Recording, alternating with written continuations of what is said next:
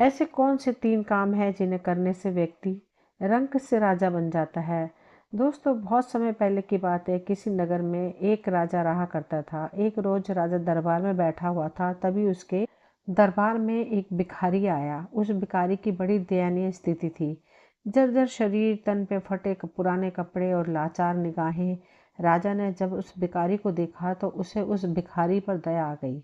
राजा ने तुरंत अपने खजांची को बुलाया और उसे आदेश दिया कि इस भिखारी को उचित भिक्षा देकर विदा करो। भिखारी ने भिक्षा लेकर राजा का धन्यवाद देकर वहां से चला गया, लेकिन राजा के सामने एक प्रश्न छोड़ गया। उस राजा के मन में ये विचार आया कि मैंने ऐसे कौन से शुभ कर्म किए थे जिनके कारण मुझे राजपाट मिला, और इस भिखारी ने ऐसा कौन सा पाप कर्म किया था जिसके कारण इसे ऐसी जिंदगी नसीब हुई है। राजा के मन में ये विचार आते ही अगले दिन राजा ने अपने नगर के सभी विद्वानों की एक सभा बुलाई। जब सभी विद्वान लोग सभा में उपस्थित हो गए तो राजा ने सभी के सामने अपने मन की जिज्ञासा प्रकट की, और उस राजा ने विद्वान जनों से कहा कि देखो, आज मैंने आप सभी विद्वान लोगों को यहाँ बुलाकर इसलिए कष्ट दिया है ताकि मैं अपनी एक समस्या का निराकरण आप लोगों से करवा सकूं। राजा ने कहा, मेरे मन को एक विचार बहुत ही विचलित कर रहा है। राजा का यह वचन सुनकर सभा में बैठे हुए विद्वानों में से एक विद्वान ने खड़े होकर पूछा कि महाराज, ऐसी क्या उलझन है जो आपको विचलित कर रही है? ऐसा कौन सा विचार है जो आपको परेशान कर रहा है? कृपया आप हमें बताएं। राजा ने कहा, मैंने सभा इसलिए बुलाई है ताकि मैं जान सकूं कि पिछले जन्म के किन शुभ कार्यों से मुझे यह राजपाट मिला। तुम में से कोई इस बात को मुझे बता देगा तो मैं उसे माला माल कर दूंगा, और ना बताने की स्थिति में मैं उसके गधे पर बैठाकर मुख पर काली पोत कर उसे बेइज्जत करके इस राज्य से बाहर निकलवा दूंगा। राजा की बातों को सुनकर सभा में बैठे सभी विद्वान शक्ते में आ गए और सोचने लगे कि राजा को यह बात बताने के लिए बेहतर तो यही है कि हम लोग खामोश रहें, या फिर उससे कुछ दिन की मोहलत मांगकर चुपचाप यहाँ से खिसक लें। कहीं ऐसा ना हो जाए कि राजा को हमने बताया और राजा हमारी बातों से संतुष्ट नहीं हुआ तो मुफ्त में ही हमारी बड़ी बेइज्जती हो जाएगी। दोस्तों, ये विचार कर सभी विद्वानों ने आपस में सलाह मिलाई, और सलाह मिलाकर सभी विद्वानों ने राजा से कहा कि महाराज, हम आपके इस प्रश्न का उत्तर तो दे देंगे, पिछले जन्म के किस पुण्य के कारण आपको राजपाट नसीब हुआ, लेकिन आपको हमें कुछ मोहलत देनी होगी। आप हमें 5 माह की मोहलत दे दो। 5 महीने के बाद हम आपके सामने यह राज बता देंगे कि किस पुण्य के कारण आपको यह राजपाट मिला। राजा ने कहा, ठीक है, हम तुम्हें 5 महीने की मोहलत देते हैं, लेकिन ध्यान रहे 5 महीने के बाद तुम्हें हर हाल में मेरे प्रश्न का उत्तर देना होगा। सभी विद्वानों ने राजा को आश्वासन दिया और राजा से कहा कि महाराज, आप बिल्कुल भी चिंता न करें। 5 महीने के बाद हम आपकी जिज्ञासा का जरूर समाधान कर देंगे। इस प्रकार राजा को सांत्वना देकर सभी विद्वान राजा से 5 महीने की मोहलत लेकर राजदरबार से बाहर चले गए। सभी विद्वानों ने राजा से कहने को तो कह दिया, लेकिन इसका उत्तर उन्हें भी मालूम नहीं था। उन सभी विद्वानों ने बाहर आकर विचार विमर्श किया कि अब इस मुसीबत से कैसे छुटकारा पाया जाए। सभी विद्वान मौन थे, क्योंकि किसी को भी राजा के इस प्रश्न का उत्तर नहीं मालूम था। तभी उनमें से एक विद्वान बोला, अरे भाई, अभी तो हमारे पास में पूरे 5 महीने हैं। 5 महीने आराम से गुजारो, जब समय आएगा तब देखा जाएगा। भविष्य की चिंता करके वर्तमान क्यों बर्बाद करें। अब सभी विद्वान ने आपस में मिलकर एक सहमति जताई कि देखो भाई, आज से 5 महीने बाद हम सभी लोग नगर के बाहर तालाब पर इकट्ठा होंगे। जिसे भी उत्तर पता चल जाएगा तो हम सभी उस पर चर्चा करके यह सोचेंगे कि यह उत्तर राजा को बताना भी है कि नहीं। दोस्तों, इस तरह वे सभी विद्वान लोग एक दूसरे से वादा करके एक दूसरे से विदा लेकर अपने अपने घर को चले गए और अपने घर के कार्यों में व्यस्त हो गए। दिन गुजरने महीने गुजरे और गुजरते गुजरते वह समय भी आ गया। इसके अगले दिन राजा को उसके सवाल का उत्तर देना था। वादे के अनुसार एक बार फिर सभी विद्वान नगर के बाहर बने हुए तालाब पर इकट्ठा हुए। सभी ने एक दूसरे से पूछा, क्या कोई उत्तर पता चला? दोस्तों, सभी का एक ही जवाब था कि हम तो इस प्रश्न का कोई जवाब नहीं ढूंढ पाए। ये जानकर सभी चिंतित हो गए और सोचने लगे कि अब क्या किया जाए। दोस्तों, जब सभी विद्वान चिंता में डूबे हुए थे, तभी न जाने कहाँ से एक साधु महाराज वहां से पहुंचे। जब उसने सभी विद्वानों को चिंता में डूबे देखा तो उसने विद्वानों से पूछा, क्या बात है भाई, आप सभी लोग चिंता में कैसे बैठे हो? साधु महाराज के पूछने पर विद्वानों ने सारा घटनाक्रम उन्हें कह सुनाया और कहा कि महाराज, यदि हमने कल राजा को उसके पूछे प्रश्न का उत्तर नहीं दिया तो राजा हमारा सिर मुंडवाकर गधे पर बिठाकर राज्य से बाहर निकलवा देगा। इसी कारण से हम सभी लोग चिंता में बैठे हुए हैं। दोस्तों, विद्वानों के मुख से ये वचन सुनकर उन साधु महाराज ने कहा, देखो, अब तुम्हें चिंता करने की कोई आवश्यकता नहीं है। मैं जानता हूँ कि तुम्हारे नगर के राजा को किस पुण्य कर्म के कारण राजपाट नसीब हुआ है। उस साधु की बातें सुनकर सभी विद्वान हाथ जोड़कर उन साधु महाराज से निवेदन करने लगे कि महाराज, अगर आप राजा के प्रश्न का उत्तर जानते हैं तो कृपा करके हमें बताओ कि पूर्व जन्म के किस पुण्य कर्म के कारण राजा को राजपाट प्राप्त हुआ है। हम सभी वादा करते हैं कि हमें जो भी उपहार उस राजा से मिलेगा उसमें से आधा हम आपको दे देंगे। साधु महाराज बोले, देखो भाई, मुझे आपसे कोई उपहार नहीं चाहिए। आपको मुझे राजा के पास लेकर चलना होगा। मैं राजा के प्रश्न का उत्तर राजा को दूंगा। दोस्तों, उन साधु महाराज की बातों को सुनकर सभी विद्वानों के चेहरे खिल गए। सभी विद्वान उस साधु महाराज को लेकर राजा के दरबार में जा पहुंचे। उन्होंने उस साधु महाराज का राजा से परिचय करवाया और कहा कि राजन, यह साधु महाराज आपके प्रश्न का जवाब दे देंगे। राजा ने कहा, कोई बात नहीं, मुझे तो मेरे प्रश्न का उत्तर चाहिए, चाहे आप दें या यह महात्मा। दोस्तों, राजा ने उस साधु से कहा, बोलो महात्मा, क्या है मेरे प्रश्न का उत्तर? राजा की बात सुनकर वह साधु बोला कि यह है, महाराज, क्या तुम सचमुच में ही यह जानना चाहते हो कि तुम्हें किस पुण्य कर्म के कारण ये राजपाट मिला है? अगर आपको यही जानना है तो महाराज, इन बेचारे विद्वानों को सताने से कोई फायदा नहीं है। तुम्हारे प्रश्न का उत्तर तो सिर्फ एक व्यक्ति ही दे सकता है। राजा ने पूछा, कौन बता सकता है? तो साधु बोला कि महाराज, यहाँ से 50 कोस दूर उत्तर दिशा में एक वन में एक महात्मा तपस्या कर रहे हैं। वे महात्मा राख खाते हैं, राख के अतिरिक्त कुछ भी नहीं खाते हैं। वे महान दूरदृष्टता हैं, वही तुम्हारे प्रश्न का उत्तर दे सकते हैं। दोस्तों, उन साधु महाराज की यह बात सुनकर उस राजा ने साधु महाराज की बताई बातों पर विश्वास कर लिया और अपना राजपाट अपने मंत्रियों के हवाले करके उस साधु के बताए अनुसार उस महात्मा की खोज में चल दिए। कई दिनों के सफर के बाद में वह राजा उस जगह पर जा पहुंचा जहाँ वन में वह महात्मा तपस्या कर रहे थे। राजा ने हाथ जोड़कर महात्मा जी की एक परिक्रमा लगाई और महात्मा जी के सामने राजा हाथ जोड़कर खड़ा हो गया। समय बाद महात्मा की समाधि टूटी। उसने जब राजा को अपने सामने हाथ जोड़े हुए खड़ा हुआ पाया तो उस महात्मा ने पूछा कि भाई, तुम कौन हो और यहाँ क्यों आए हो? दोस्तों, राजा ने उस महात्मा को अपना परिचय दिया और अपना आने का कारण उन्हें बताया। इस पर उस महात्मा ने कहा कि राजन, मैं भी तुम्हारे इस प्रश्न का उत्तर देने में अभी असमर्थ हूँ, लेकिन यहाँ से 50 कोस दूर उत्तर दिशा में एक वन में एक महात्मा तपस्या कर रहे हैं। वे सिर्फ आग खाकर जीवित रहते हैं। तुम उनके पास चले जाओ, वह महात्मा तुम्हारे प्रश्न का उत्तर जरूर देंगे। महात्मा की इन बातों को सुनकर राजा कुछ पल के लिए निराश तो जरूर हुए, लेकिन फिर से नए उत्साह के साथ महात्मा द्वारा बताए हुए मार्ग पर साधु की तलाश में वहां से चल दिए। शीघ्र ही उसने अगले दिन तपस्या करते उस साधु को खोज लिया जो आग खाकर जिंदा रहते थे। वह साधु महात्मा भी समाधि अवस्था में बैठे हुए तपस्या कर रहे थे। कुछ देर बाद जब उन महात्मा की समाधि टूटी तो उन्होंने अपने सामने राजा को आदरपूर्ण मुद्रा में खड़े हुए पाया। जब महात्मा ने राजा से अपने पास आने का कारण पूछा तो राजा ने बताया कि वह किस लिए उनके पास आया है। दोस्तों, राजा के मुख से सारा वृतांत सुनकर साधु ने कहा, सुनो राजन, यह सच है कि मैं बहुत दिनों से तपस्या कर रहा हूँ, किंतु बातें ऐसी हैं जिनका रहस्य मुझे भी पता नहीं है।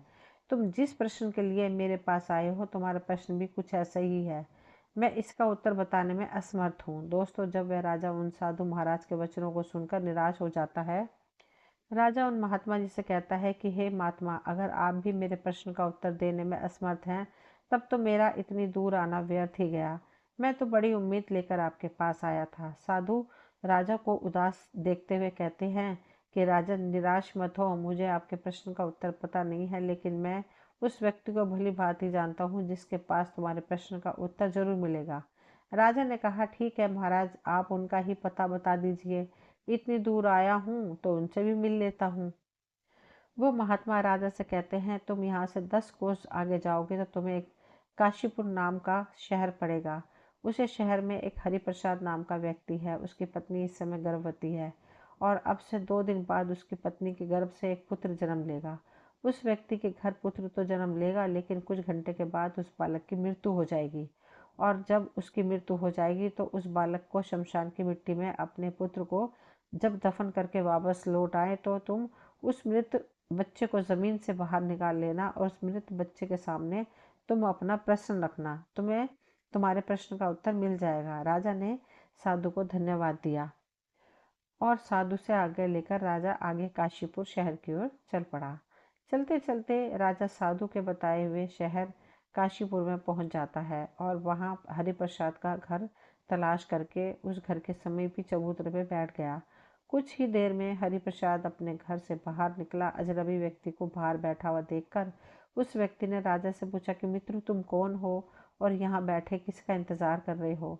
राजा बोला, मुझे इंतजार है तुम्हारे घर में आने वाले उस नन्हे से मेहमान का, जो शीघ्र ही तुम्हारी पत्नी के गर्भ से जन्म लेने वाला है। वे व्यक्ति अजनबी के मुख से इन बातों को सुनकर बड़े ही आश्चर्य में पड़ गया और बोला कि आपको कैसे पता चला कि मेरी पत्नी गर्भवती है? राजा ने कहा, आश्चर्य करने की कोई बात नहीं है। मुझे ये बात एक महात्मा ने बताई है और उसने यह भी कहा है कि तुम्हारी पत्नी के गर्भ से जो शिशु जन्म लेगा वह लड़का होगा, लेकिन वह बालक कुछ ही घंटे जीवित रह पाएगा, बाद में उसकी मृत्यु हो जाएगी। वह व्यक्ति बड़ी सोच में पड़ गया कि पुत्र रत्न पैदा होगा, वह पैदा होने के बाद मर गया तो ये मेरे लिए किसी सदमे से कम नहीं होगा। राजा ने कहा, भाई, जो सत्य है वह मैंने तुम्हें बता दिया।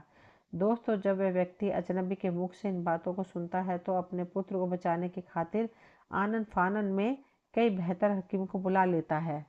लेकिन विधाता की लिखी को कौन मिटा सकता है? होता वही है जो मंजूर खुदा होता है। उस व्यक्ति ने अपने पुत्र को बचाने का भरकस प्रयास किया, लेकिन उसकी कोई युक्ति काम नहीं आई। महात्मा के बताए अनुसार हरिप्रसाद की पत्नी की गोद से एक पुत्र ने जन्म लिया। खूब खुशियां मनाई गई, लेकिन 2 घंटे बाद ही बच्चे की सांस उखड़ने लगी। वैद्य हकीमों ने उसे बचाने के खूब जतन किए, लेकिन उनका कोई प्रयास सफल नहीं हुआ और वह बच्चा 2 घंटे की आयु पूरी कर शांत हो गया, यानी उसकी मृत्यु हो गई। जिस घर में कुछ देर पहले तक खुशी की शहनाइयां बज रही थी, खुशी का माहौल था, बच्चे के प्राण त्यागते ही एकदम से मातम छा गया। हरिप्रसाद ने अपनी छाती पर पत्थर रखकर अपना कर्तव्य पूरा किया।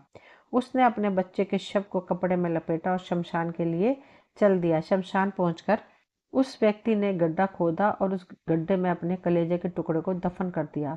मिट्टी डालने के बाद जब वह व्यक्ति अपने घर को लौटने लगता है तो वैसे ही ताक में बैठा हुआ राजा उस स्थान पर पहुंच जाता है, क्योंकि उस महात्मा ने कहा था कि जैसे ही वह व्यक्ति अपने घर को लौटे तुम्हें वह बच्चा जमीन में से बाहर निकाल लेना है। अगर तुमने थोड़ा भी विलम्ब कर लिया फिर तुम्हारे प्रश्न का उत्तर नहीं मिल पाएगा। इसलिए राजा उस व्यक्ति के जाते ही उस स्थान पर आता है और गड्ढे की मिट्टी हटाकर बच्चे को बाहर निकाल लेता है।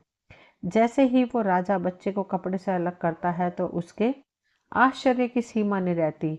होता यह है कि वह मरा हुआ बच्चा फिर से जीवित हो जाता है और राजा से कहता है, क्या हुआ भाई, तुमने मेरी निद्रा में क्यों विघ्न पैदा किया? बच्चे की इन बातों को सुनकर राजा अपना प्रश्न उस बच्चे को बताता है और कहता है कि मैं अपने प्रश्न के उत्तर के लिए तुम्हारे पास आया हूँ। एक तुम ही हो जो मेरी शंका का समाधान कर सकते हो। राजा द्वारा बताए हुए प्रश्न को सुनकर वह बालक बोला, सुनो भाई, जिस कारण से तुम्हें ये राजपाट नसीब हुआ वह एक लंबी कहानी है। यदि तुम ये जानना चाहते हो तो मैं वह कहानी तुम्हें संक्षिप्त में सुनाता हूँ। भाई, इस जन्म में तुम राजा हो। इस जन्म से पहले यानी पूर्व जन्म में तुम मेरे भाई थे। राजा आश्चर्य से बोला कि मैं तुम्हारा भाई था? तो बालक बोला, हाँ राजन, पूर्व जन्म में हम 4 भाई थे। तब हम एक आश्रम में रहकर विद्या अध्ययन किया करते थे। पहले के समय में एक विद्यार्थी का जीवन एक सन्यासी की तरह होता था।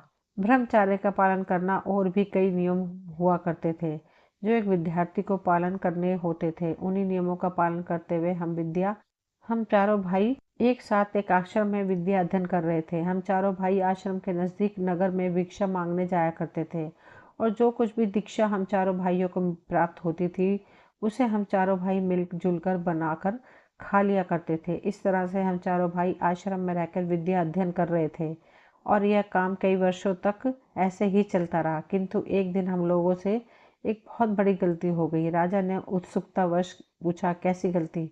तो बालक बोला कि राजन, बीच में मत बोलो, बस तुम मेरी बातों को सुनते रहो, क्योंकि मेरे पास बहुत ही कम समय बचा है और वह भी निकल गया तो तुम्हारा प्रश्न अधूरा रह जाएगा। राजा बालक की उन बातों को सुनता है तो एकदम से चुप हो जाता है। बच्चा आगे कहानी बताते हुए कहता है कि एक एक दिन रोज की तरह हम चारों भाई भिक्षा मांगने के लिए निकले। कई लोगों के घरों पर जाकर हमने भिक्षा के लिए आवाज लगाई, लेकिन किसी भी दरवाजे से हमें अन्न का एक दाना नसीब नहीं हुआ। उस दिन हम चारों भाई खाली हाथ ही आश्रम लौट आए, क्योंकि हम चारों भाइयों में से किसी को भी भिक्षा नहीं मिली थी। इस कारण हमने वह रात खाली पेट ही गुजारी। दूसरे दिन भी हम चारों भाइयों के साथ कुछ ऐसा ही हुआ। उस दिन भी हमें अन्न का एक दाना भी नहीं मिला और तीसरा दिन भी हम लोगों ने भूखे रहकर ही गुजारा। किसी भी व्यक्ति ने हमें भिक्षा नहीं दी, उल्टे हमें यह कहकर धुतकार दिया कि इतने हट्टे कट्टे हो, भिक्षा मांगते शर्म नहीं आती। सभी भाइयों के सिर शर्म से झुक गए। लज्जा के मारे उस दिन से भिक्षा मांगने भी नहीं गए। लेकिन तुझे यह बात स्वीकार नहीं थी। तुमने कहा कि एक ब्रह्मचारी को लज्जा कैसी। लज्जा को त्यागने के लिए ही तो आश्रम में गुरुजी हमें भिक्षा लाने के लिए कहते हैं, ताकि आगे चलकर हम ब्रह्मचारी निराकार भाव से परमार्थ के कार्य कर सकें। उसके मन से उच्च नीच, जात पात, छोटे बड़े का भाव समाप्त हो सके और सभी एक को एक दृष्टि से देखें। उसके लिए ना कोई छोटा और ना कोई ही बड़ा हो, सभी मानव एक समान है, यह भावना उसके अंदर पैदा हो जाए, तभी उसके अंदर से भेदभाव की भावना समाप्त होती है। इसलिए उस दिन तुम अकेले भिक्षा मांगने निकल गए। जब तुम भिक्षा मांगकर वापस लौटे तो तुम्हारी झोली में इतना आटा था कि जिससे 4 रोटियां तैयार हो सके। हम तीनों भाइयों ने मिलकर तुम्हारे द्वारा लाए हुए आटे से 4 रोटियां बनाई और चारों आपस में बांटकर खाने की तैयारी करने लगे। क्योंकि हम चारों भाई 3 दिनों से भूखे थे, इसलिए अपनी भूख मिटाना चाहते थे। जब हम चारों भाई रोटी खाने ही वाले थे, तभी एक वृद्ध ब्राह्मण भोजन की तलाश में हमारे पास पहुंचा। जब उसने हमारे हाथ में भोजन की थाली देखी तो उस वृद्ध ब्राह्मण ने हम चारों भाइयों से अपने अपने भोजन में से थोड़ा थोड़ा भोजन देने की प्रार्थना की। लेकिन हम चारों भाइयों का भूख के मारे पहले ही बहुत बुरा हाल था और इधर वे वृद्ध ब्राह्मण भोजन मांग रहा था। यह सुनकर हमारे बड़े भाई ने उस वृद्ध ब्राह्मण से कहा कि अरे ब्राह्मण देवता, तुम कहाँ से आ टपके? हम लोग तो पहले से ही 3 दिन से भूखे हैं। मुश्किल से आज एक रोटी नसीब हुई है और तुम कहते हो कि उसमें से हम तुम्हें दे दें। यदि हमने तुम्हें अपनी रोटी दे दी तो हम क्या राख खाएंगे? यह कहकर हमारे बड़े भाई ने अपनी रोटी खा ली और वह वृद्ध ब्राह्मण देखता ही रह गया। इसके बाद उस ब्राह्मण ने हमारे दूसरे भाई से अपने भोजन में से थोड़ा भोजन देने का आग्रह किया। हमारे दूसरे भाई ने उस ब्राह्मण से कहा कि महाराज, मैंने तुम्हें अपना भोजन दे दिया है, तो मैं क्या चूल्हे की आग खाऊंगा? और यह कहकर उसने भी अपनी रोटी खा ली। जब उसे निराशा हाथ लगी तो वह वृद्ध ब्राह्मण मेरे पास में आया। मैंने भी अपने दोनों भाइयों की तरह उसे जवाब दे दिया कि हे ब्राह्मण देवता, हमने अपने भोजन में से तुम्हें भोजन दे दिया, तो मैं मरूंगा या जीऊंगा? और यह कहकर मैंने भी अपनी रोटी खा ली। जब हम तीनों भाइयों से उस वृद्ध ब्राह्मण को निराशा हाथ लगी तो आखिर में वह वृद्ध ब्राह्मण तुम्हारे पास में पहुंचा और उस उम्मीद में वह तुम्हारी तरफ निहारने लगा कि शायद तुम अपने भोजन में से कुछ भोजन उसकी सेवा में अर्पित कर दो। हे राजन, जब वह ब्राह्मण तुम्हारे पास में पहुंचा तो तुमने बिना किसी हिचकिचाहट के अपने हिस्से वाली रोटी उस ब्राह्मण को दे दी। साथ ही तुमने ये कहते हुए क्षमा भी मांगी कि हे ब्राह्मण देवता, आज जो मेरे पास एक ही रोटी है, आप इसे खाकर अपने भूख मिटाइए। आप फिर किसी दिन हमारे यहाँ पर पधारिए, मैं आपका संपूर्ण रूप से अतिथि सत्कार करूँगा। सो हे राजन, तब से हम सब भाई अपने अपने पूर्ण जन्म में किए गए कर्म का फल भोग रहे हैं। उस दिन में बुद्ध ब्राह्मण तो वहाँ से चला गया और हम तीनों भाइयों पर मुसीबत का पहाड़ टूट पड़ा। यह कहकर बालक आगे बोला, हे राजन, जिस वृद्ध साधु ने तुम्हें पहले साधु के पास जाकर उसे अपने प्रश्न का उत्तर खोजने के लिए कहा था, दरअसल वह वही ब्राह्मण है जो हमारे पूर्व जन्म में भोजन मांगने के लिए हमारे पास में आया था। और वह पहला साधु जो सिर्फ राख खाता है, वह हमारा पूर्व जन्म का हमारा बड़ा भाई है। उसने ब्राह्मण से यह कहा था कि तुम्हें रोटी दे दूंगा तो खाऊंगा क्या राख? इसलिए उस ब्राह्मण के श्राप से ही वह राख खाकर ही जीवित है। पहले साधु ने तुम्हें दूसरे साधु के पास में जाने का परामर्श दिया। वह दूसरा साधु दरअसल हमारा दूसरा भाई है जो सिर्फ आग खाकर ही जीवित रहता है। उसने ब्राह्मण की रोटी मांगने पर यह कहा था कि यह ब्राह्मण देवता, मैं तुझे रोटी दे दूंगा तो क्या मैं चूल्हे की आग खाऊंगा? इसलिए उस ब्राह्मण का श्राप उस पर भलीभूत हो रहा है। आगे वह बच्चा राजा से बोला, राजन, अब आप मेरे विषय में भी सुन लो। मैंने ब्राह्मण को रोटी न देकर यह कहा था कि ब्राह्मण देवता, मैं रोटी दे दूंगा तो क्या, मेरा क्या होगा, मैं जीऊंगा या मरूंगा, बस तभी से मैं जीता और मरता रहता हूँ। मैं नित्य किसी न किसी के यहाँ जन्म लेता हूँ और कुछ घंटे, कुछ दिवस अथवा कुछ महीनों जीवित रहकर वापस मर जाता हूँ, और तब से यह घटनाक्रम नियमित रूप से चल रहा है। दोस्तों आगे वह बालक कहता है, राजन अब तुम अपने विषय में भी सुन लो। तुमने अपने हिस्से की रोटी उस ब्राह्मण को दी और स्वयं भूखे रहे। तुमने अपना दायित्व और धर्म का पूरी तरह से निर्वाह किया, और उन्हीं सब कर्मों के कारण इस जन्म में तुम्हें राजा बनने का अवसर मिला है। क्योंकि परमात्मा उन्हीं लोगों को राज पाट देता है या अमीर बनाता है जो खुद ना सोच कर दूसरों की परवाह करते हैं, जो दूसरों के बुरे वक्त में उनकी सहायता करते हैं, जो अपने मुंह का निवाला भी दूसरों की सेवा में समर्पित कर देते हैं। ऐसे लोगों को परमात्मा इस मानस से अमीर बनाता है कि वह लोग अमीर होकर दूसरों के सुख दुख में उनका साथ निभाएंगे। लेकिन अधिकतर लोग अमीर होकर अपना ही सोचते हैं।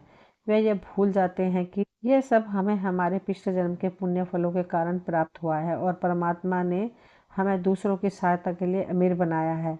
यदि हम पुण्य कर्म करेंगे, लोगों की सहायता करेंगे, तो इस जन्म में तो हमें परमात्मा ने अमीर बनाया है, अगले जन्म हमारा अमीरी में ही बीतेगा। इसलिए अच्छा यही होगा कि तुम अपनी प्रजा की, गरीब असहाय लोगों की और ज़रूरतमंद लोगों की भरपूर मदद करो, परोपकार के कार्य करो, ताकि तुम्हारा आगामी जीवन भी सुखमय बन सके। दोस्तों इतना कहकर बालक एकदम से चुप हो गया। उसकी आंखें बंद हो गई और उसकी गर्दन एक ओर लुढ़क गई। राजा समझ गया कि यह बच्चा सिर्फ इतनी देर के लिए ही जीवित हुआ था।